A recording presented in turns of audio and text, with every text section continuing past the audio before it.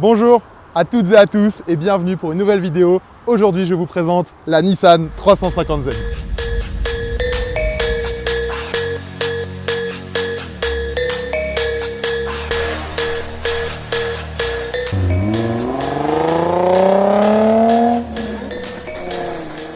Nissan, marque que vous connaissez tous avec une gamme de véhicules assez variés, allons de la Micra jusqu'au Navara, passant par le 4x4 ou le pick-up avec des véhicules familiaux.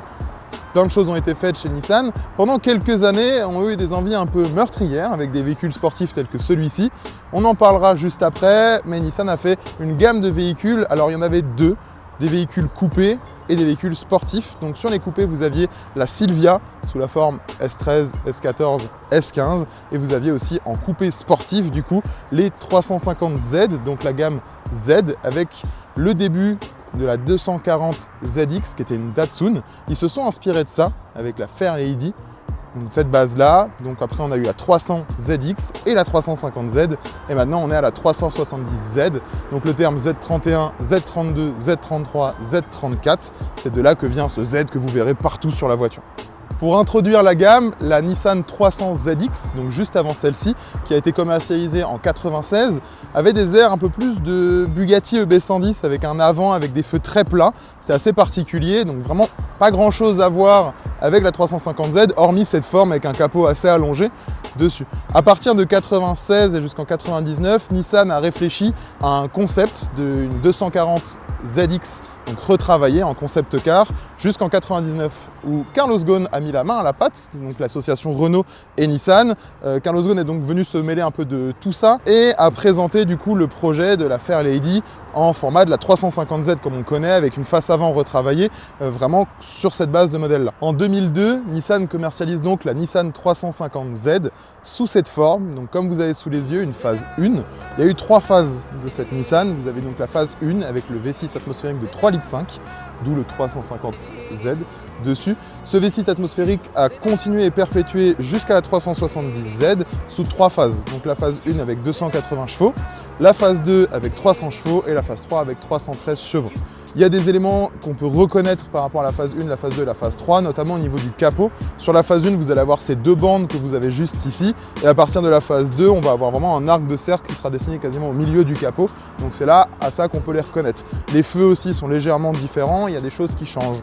Donc de 2002 à 2004, voire 2005, on aura la phase 1. Celle-là est de 2004, du coup, donc c'est la fin de la phase 1. Alors là, on a la chance d'avoir une 350Z phase 1 quasiment complètement d'origine. En tout cas, esthétiquement, complètement d'origine.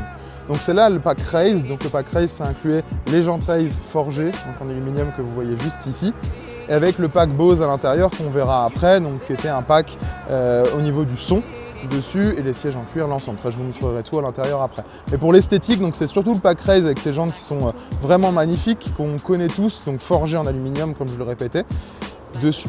Ensuite, pour la Nissan 350Z, malheureusement, à mon sens, c'est un véhicule qui a été énormément modifié, beaucoup trop modifié, c'est-à-dire que ça devient de plus en plus compliqué d'en trouver une en bon état d'origine dessus. On a beaucoup de modifications qui ont été faites, alors plus ou moins belles selon les goûts et les couleurs. Là, je vous mets des belles modifications.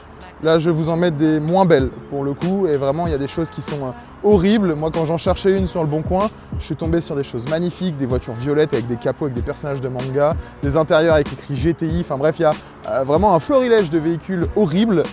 Donc c'est pour ça que moi, j'en cherchais une vraiment d'origine, parce qu'elle me plaît sous cette forme-là. Après, je sais qu'il y a beaucoup qui aiment les modifier et grand bien leur face. Concernant l'esthétique du véhicule, on va faire le tour du coup, comme celle-là d'origine, je vais pouvoir vous présenter un petit peu tout ce qui existe sur cette voiture. Alors pour commencer, on a ce balai d'essuie-glace gigantesque dessus. Alors la plupart l'enlèvent, moi je le garde parce que je trouve ça vachement marrant dessus, donc qui vient balayer l'ensemble de la vitre. Pour l'arrière, on a du coup cette arrière, si tu veux filmer un peu plus du centre, qui est énorme au niveau des ailes, qui sont vraiment bombées et bien élargies.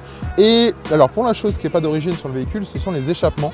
Donc la ligne d'échappement n'est pas d'origine, c'est une ligne ProWell de Paris. Donc je vous laisse un peu écouter ce que ça donne quand ça chante.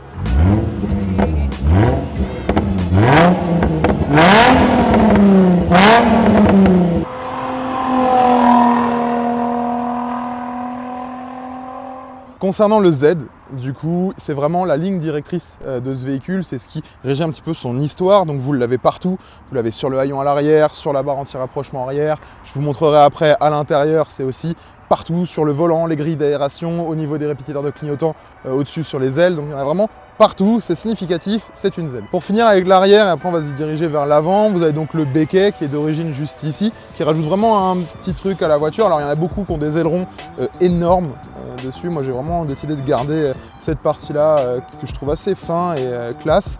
Et vous avez le feu ici, donc l'optique qui est vraiment significatif de la 350Z, qui va suivre la ligne de la voiture jusqu'à l'avant. Donc vous avez la ligne qui se termine sur le feu à l'avant, et le feu à l'avant est aussi dirigé avec cette ligne qui finit directement sur le pare-choc. Donc ça suit vraiment, et c'est ce qui rend cette voiture aussi emblématique. Concernant du coup ce que je vous ai parlé avant, vous avez le Z au niveau des répétiteurs de clignotants juste ici. Les poignées de porte qui sont très particulières parce que vous allez passer la main ici et vous allez lever juste là, donc en alu, juste au-dessus de la carrosserie. Donc pareil, ça évite de trouer la porte au milieu. Je trouve ça vraiment sympa d'avoir juste sur le côté qui suit aussi la ligne de la portière. Et les bas de caisse qui sont aussi assez élargis pour le coup sur le véhicule. Donc je rappelle que c'est aussi d'origine dessus. Concernant l'avant, donc comme je vous expliquais par rapport aux différentes phases, donc là on a le capot de la phase 1 avec donc, du coup les deux traits au niveau du capot. Le pare-choc qui est vachement élargi. Alors beaucoup de personnes me l'ont dit, mettre des cales sur la voiture pour que ça fitte parfaitement avec les ailes. C'est vrai qu'il faudrait mettre des cales, mais pour l'instant j'ai pas envie. Pour les optiques, donc tu peux te rapprocher un petit peu, on est pour 2004, j'en parlerai, c'est une voiture qui est très technologique je trouve pour l'époque. Pour 2004, on est sur du coup des feux xénon. Alors on le voit à quoi, n'empêche à la forme du phare, mais aussi au lave-phare. Parce qu'à l'époque, quand les feux xénon sortaient, et toujours, il y avait deux solutions, soit d'avoir un lave-phare avec du lave-glace, soit d'avoir comme sur les vieilles Mercedes, des jolis balais d'essuie-glace sur les feux. Et ça, c'était quand c'était des ampoules xénon, c'était obligatoire d'avoir quelque chose pour nettoyer les optiques. Il y a une chose que je voulais vous montrer aussi. Souvent quand on pense couper deux places, on ne pense pas forcément au coffre, on ne pense pas forcément au côté pratique. La Nissan 350Z a un côté assez pratique, c'est le volume du coffre. Il faut savoir que ce véhicule avait été designé un peu pour les États-Unis et avait été beaucoup plus vendu en Amérique puisque la phase 1 s'est écoulée à 7000 exemplaires en France.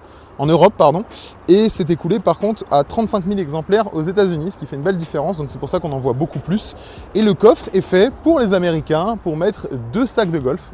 Du coup, donc ça c'est l'étiquette d'origine qu'on a dessus, avec où ils expliquent comment positionner les sacs de golf dans la voiture, avec un en longueur ici et un en longueur derrière. Ce qui fait qu'il y a vraiment une place qui est importante dans la voiture pour aller faire les courses ou différentes choses, c'est vraiment pratique. Je dirais pas que c'est un véhicule de tous les jours parce qu'on parlera de la consommation de 12 litres au 100 quand on s'amuse pas trop avec et qui peut monter jusqu'à 15 litres quand on joue un petit peu avec la voiture. Mais pour aller faire les courses, c'est pratique. Concernant le moteur, donc on en parlait avant, on est du coup sur un V6 3,5 litres atmosphérique. Donc sur la phase 1 de 280 chevaux, le VQ35DE. Tu peux t'approcher parce que je vais te montrer cette cathédrale qu'est ce moteur. Donc pareil, au niveau du moteur, on est complètement d'origine. Hormis un filtre à air nettoyable, mais ça ne vaut rien entre guillemets.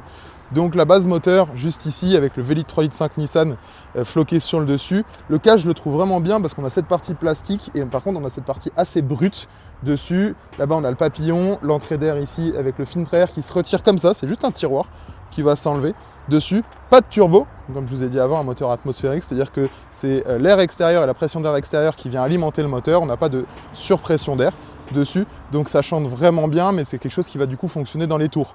Donc on va aller chercher les 4000, 4500 tours pour avoir le couple effectif de la voiture. Pour la partie moteur, je vais te montrer une dernière chose, tu peux t'approcher. C'est cette barre anti-rapprochement. Alors à l'arrière, je la montrerai aussi, il y en a deux. C'est d'origine, cette barre anti-rapprochement qui est du coup réglable sur le côté, qui stabilise vraiment la caisse. C'est-à-dire qu'on a une caisse qui est designée quand même à l'époque vraiment pour la glisse, pour le drift. Hein. La voiture est faite pour ça, on ne peut pas dire les choses autrement.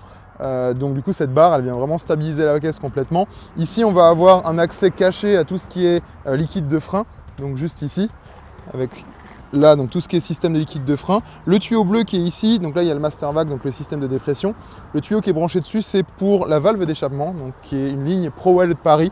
La valve d'échappement fonctionne par dépression d'air dessus, donc ce qui évite d'avoir un moteur électrique supplémentaire. Et juste ici, on va avoir du coup la batterie avec le système. Donc ça, c'est un système pour le stockage. Donc maintenant, je peux débrancher la batterie juste en tournant ici. Et ici, il y a le petit servomoteur qui vient activer, enfin l'électrovanne pardon, qui vient activer ou désactiver la valve d'échappement. Concernant les freins, du coup, je te laisse encore t'approcher de nouveau. Donc, ils sont vraiment remarquables avec cette couleur de frein que j'adore et qui est vraiment significatif. Donc, à l'avant, on est sur du Brembo 4 pistons ventilé. Donc, c'était vraiment floqué Brembo. Nissan avait fait le partenariat à l'époque avec la marque. Donc, c'est floqué d'origine comme ça. Les disques à l'avant sont de bonne taille, ventilés, ils refroidissent assez vite. Et à l'arrière, on a du coup là du double piston en Brembo, de nouveau, avec des disques qui sont là du coup plus petits, mais toujours ventilés dessus. Mais comparé à mon ancienne voiture, la DS, qui avait des assiettes à dessert à l'arrière, on est vraiment sur du frein qui est fait pour freiner les 1 tonne 4. Parce que ça, il faut aussi en parler, hein, les 1 tonne 4 du véhicule. Il y a un poids qui est vraiment assez important pour freiner les 1 tonne 4 du véhicule, parce que oui, le véhicule pèse 1 tonne 4, le poids est assez élevé de par ce qu'avait ajouté Nissan dedans à l'époque, des sièges électriques, un régulateur de vitesse, un peu de confort, le système de climatisation, donc le véhicule pèse son poids.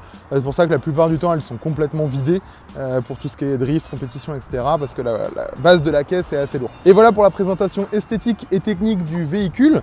Maintenant, on va refermer le capot et on va rouler. Concernant l'intérieur du véhicule, alors je vais t'ouvrir cette porte qui est tout simplement gigantesque. Alors ça fait partie aussi de l'une des maladies de la 350Z, c'est l'arrêt de porte qui est plus fonctionnel au bout d'un certain temps. Donc les portes pèsent un poids énorme. Donc l'arrêt de porte malheureusement ne fonctionne plus correctement, donc il faut bien penser à la retenir, surtout quand on est en garé en descente ou quoi que ce soit. Donc pour l'intérieur, alors il y a toujours les rappels du Z sur le volant, sur le passage de porte juste ici, et juste ici, dans la petite aération pour aller jusqu'à la porte, il y a aussi le Z qui est dedans, donc ça va vraiment été travaillé pour. Donc concernant l'intérieur, alors celui-là, on est donc sur l'intérieur avec le pack Bose, donc on va avoir le pack son à l'arrière des sièges que je vous montrerai après, le volant du coup avec le système de son à gauche, le régulateur de vitesse qui n'était pas sur toutes, l'intérieur donc de la console centrale que je montrerai une fois installée qui est assez mythique, donc on va avoir les 3 manomètres juste ici pour la pression d'huile, la batterie et un écran digital dessus. Alors la console centrale, le plastique des 350Z ne vieillit pas très bien, donc c'est vrai qu'on peut avoir une usure qui est assez importante. Le levier de vitesse qui a aucun jeu, donc vraiment une boîte courte qui est vraiment sympa. L'autoradio n'est pas d'origine, du coup c'est la deuxième chose qui n'est pas d'origine sur cette voiture, puisque normalement on avait le poste d'autoradio Bose dessus que j'ai dans le coffre, mais l'autoradio est là pour pouvoir brancher le téléphone et les nouvelles technologies. Donc une fois installé dans le véhicule, comme je le disais, et comme un peu tous ces véhicules japonais, on remarque, maintenant si on prend l'exemple aussi de la Supra ou de certains véhicules, on a vraiment un cockpit pilote qui est bien dessiné. Donc on a tout qui est vers le conducteur avec ce frein à main qui est juste à portée de main. Comparé maintenant aux véhicules européens, on va être un peu plus bas ou un peu plus décalé. Le levier de vitesse qui tombe aussi très bien, donc comme je vous avais dit, une boîte courte qui a très peu de jeu dessus. Là, vous avez du coup les différents rangements. On a un rangement gigantesque ici. Les manomètres qui sont juste ici. Donc pour la pression d'huile, le voltage de la batterie et juste ici un manomètre avec différentes informations. Et ce compteur. Alors ce qui est rigolo avec la 350Z, c'est qu'on ne peut pas ramener le volant vers soi. Le volant ne bouge que vers le haut ou vers le bas avec les compteurs. Donc c'est les compteurs qui sont amenés avec. Donc sur le compteur, vous avez... Hop, je referme juste ça. Sur le compteur, vous avez du coup le régime moteur au milieu, la vitesse à droite et juste ici tout ce qui est essence et température moteur dessus. Il y en a beaucoup aussi qui rajoutaient parce qu'il manquait le niveau d'huile. Il faut savoir que la Nissan 350Z est un véhicule qui consomme de l'huile. Ce moteur peut consommer jusqu'à 1 litre d'huile au 1000. Donc ça, c'est des choses qui peuvent arriver. Donc du coup, il y en a beaucoup qui installent, alors je vais fermer la porte, qui installent des écrans digitaux juste ici dans le système d'aération pour avoir un capteur de niveau d'huile du coup parce qu'on ne l'a pas d'origine dans la voiture.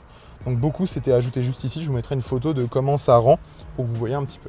Concernant le volant, alors le volant pareil on a le Z vraiment au milieu, tous les boutons de système d'utilisation et ici vous avez du coup les utilisations, donc tout ce qui est clignotant et balai d'essuie-glace. Donc pareil, il y en a beaucoup qui n'aimaient pas trop parce que ça faisait vraiment gros bloc, un peu Renault Modus.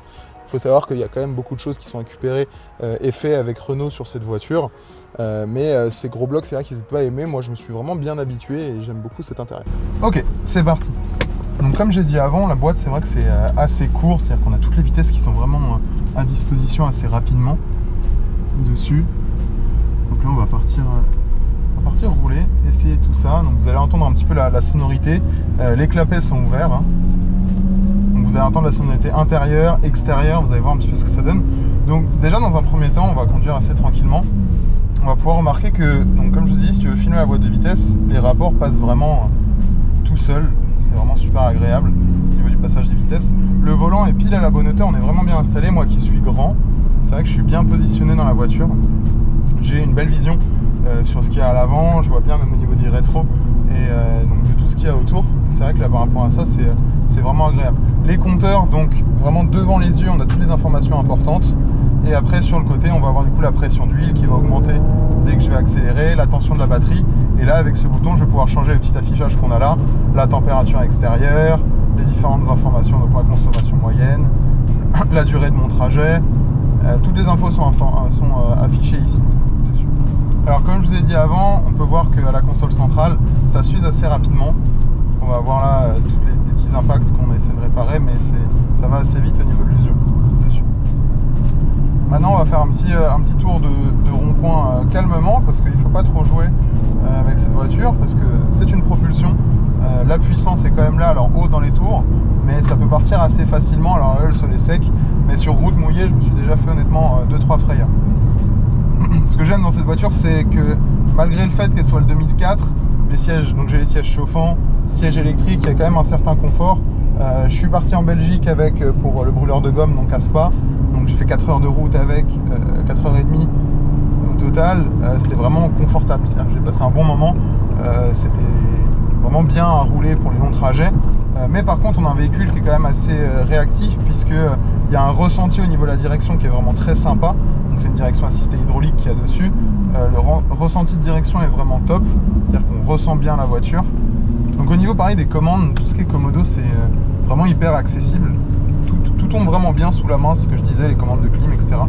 Pour ça, le confort de conduite, il est là. Maintenant qu'on a vu le confort, tous les aspects routiers et utilisation, on va parler de ce pourquoi la 350Z a été créée.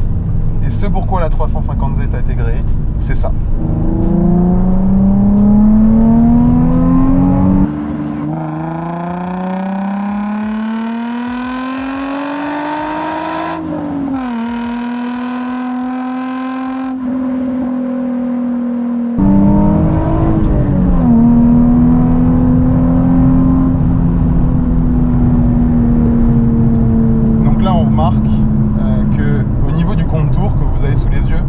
On a vraiment une reprise à 4000 tours. C'est là que on va développer la puissance de la voiture.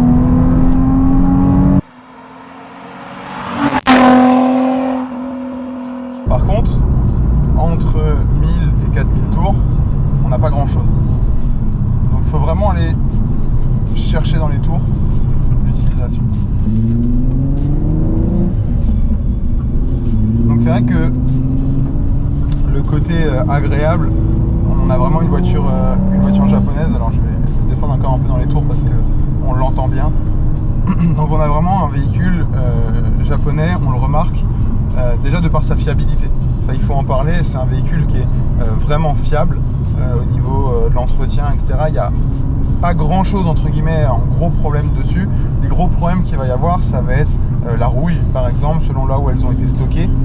On va aussi avoir, du coup, dont je vous parlais, la consommation d'huile. Il faut faire attention à la pression d'huile qui arrive souvent sur les 350Z et l'embrayage. L'embrayage, c'est quelque chose qui lâche assez tôt, généralement à 120 000, 130 000 km. L'embrayage peut venir à lâcher, donc c'est des pièces qui étaient assez fragiles. La plupart sont montées en embrayage renforcé. Ensuite, c'est vrai que c'est toujours un plaisir de conduire ce genre de voiture parce que la position de conduite, la sonorité qu'on a à l'intérieur, le fait qu'on ressente beaucoup les aspérités de la route, qu'on tire un petit peu plus vers la sportivité, fait que c'est vraiment bonheur.